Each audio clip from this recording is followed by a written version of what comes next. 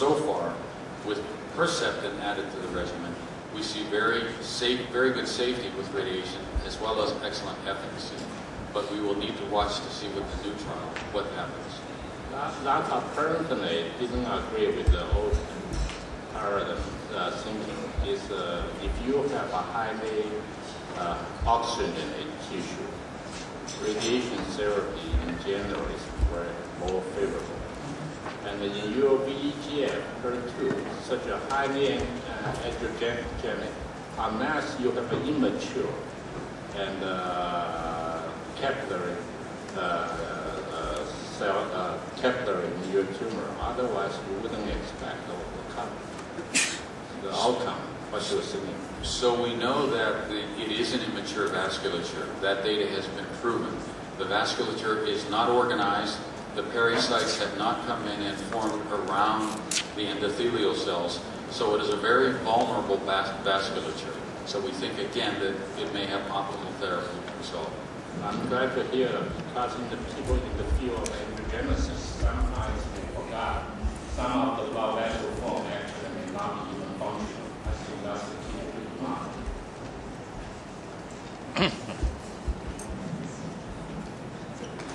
Thomas Thius from Institut aussi, Vichy, France. Dr. Slam, thank you for this extraordinary lecture. Two brief questions. What is your favorite hypothesis to explain why 40 to 50% of patients overexpressing HER2 actually do not respond to Herceptin? And second question,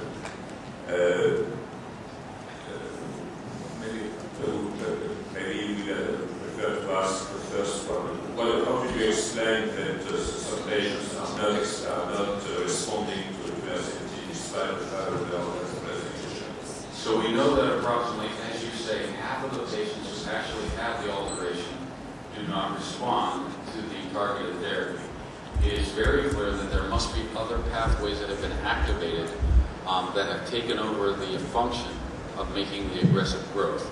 There are several hypotheses about what those pathways are, and they are now being evaluated preclinically, and we hope will be targeted clinically in both acquired resistance of HER2 as well as de novo resistance to HER2 targeted therapy. Still, the size of the response in the patients who do respond is so dramatic that it pulled the entire group to a 50% response rate and a 35% improvement in survival. But the critical question is, how do we make the other ones respond as well? Are the patients with expressing mutation in the PTEN gene responding to Herceptin? Half have the response, yes. With monotherapy, 1/3 have the response. In combination with chemotherapy, that increases to about 50 to 55%. Finally, in all the data, there is a mixture of patients with amplification of HER2 and simple overexpression of HER2. It's clear that there are two very distinct mechanisms in terms of.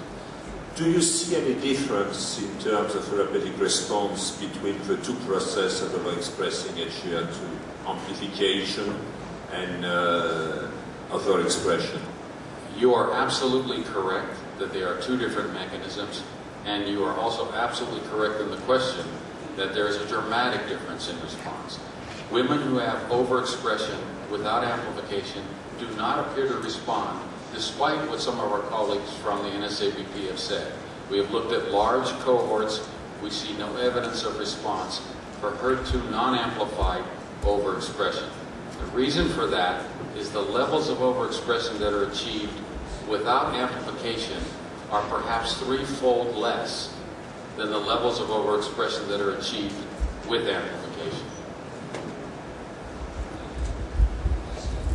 My name is Jose Luis. I'd like to ask you a question in relation to the use of Herceptin and Marcatinib in patients who have metastatic disease with brain metastases.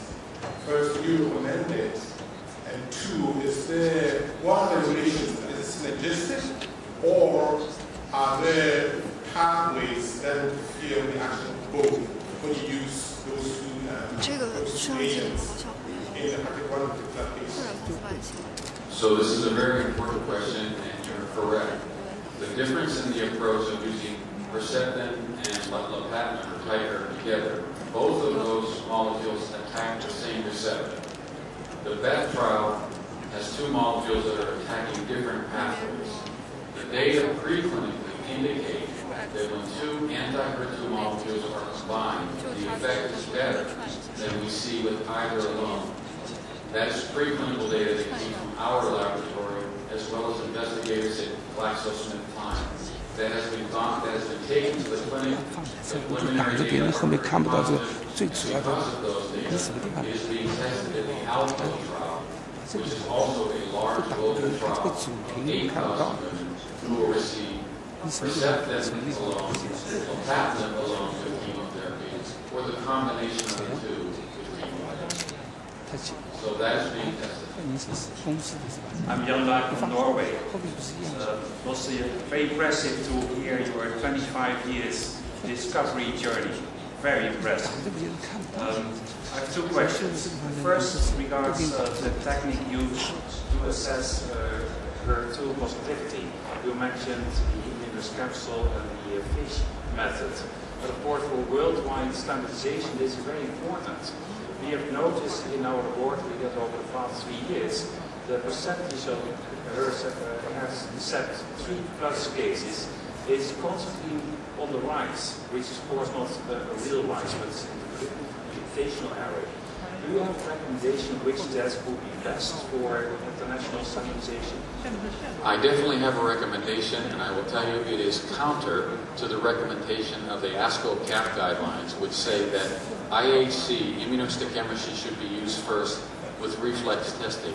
For exactly the reason you stated, we believe there are a number of cases that are not being treated who could benefit from trastuzumab or Herceptin. In addition, there is a smaller number, but a defined number, that never make it to being tested because they score 0 to 1+ on IHC, yet they are amplified.